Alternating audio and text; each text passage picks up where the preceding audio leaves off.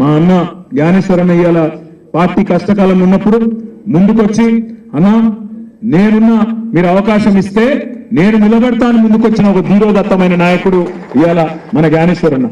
గతంలో మీ అందరికీ కూడా తెలుసు, బలహీన వర్గాల ముద్దుబిడ్డ, బడుగు బలహీన వర్గాల ఆశాజ్యోతి అని చాలా మంది గురించి మనం స్పీచ్లు ఇస్తుంటాం.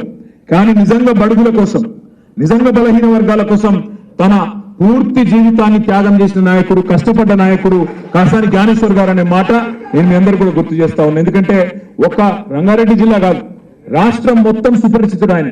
నేను ఒకసారి ఒక 15 ఏళ్ల కిందట నిర్మల్ పోయి ఉంటుంది, ఆనాడు ఆదిలాబాద్ జిల్లాలో నిర్మల్ నియోజకవర్గంలో.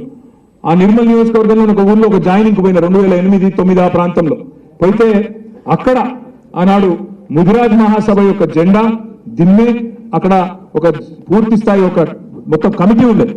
వాళ్ళందరూ వచ్చి కలిసి నాకు అన్న బీసీ డీలకి ఏలకు మార్చాలి, ముదిరాజులను మీరందరూ కూడా పోరాటం చేయాలంటే ఎవరు ఏలకి వెళ్ళియా డీకి వెళ్ళేయా డీలకి వెళ్ళే అయితే వచ్చి అడిగిరు, చెప్తా అదే చెప్తాను. వచ్చి అడిగితే నేను అడిగితే ఎవరు ఆర్గనైజ్ చేశారు తమ్మి అంటే వాళ్ళందరూ చెప్పిండ్రు, అన్న మా నాయకుడు కాసాని జ్ఞానేశ్వర్ గారు రాష్ట్రంలో ఇవాళ బలహీన వర్గాలకు, అందులో ముఖ్యంగా ముదిరాజ్ సోదరులకు చాలా సేవ చేసిన నాయకుడు. ఇప్పుడు అన్న యాద్ చేస్తున్నాడు, అక్క గుర్తు చెప్తే అక్క అడిగితే చెప్తా ఉన్నాడు. అది కూడా చేపించిన అన్న బీసీ డీలకి ఏలకు చేపించిన ఆనాడే పోరాటం ఫలించింది.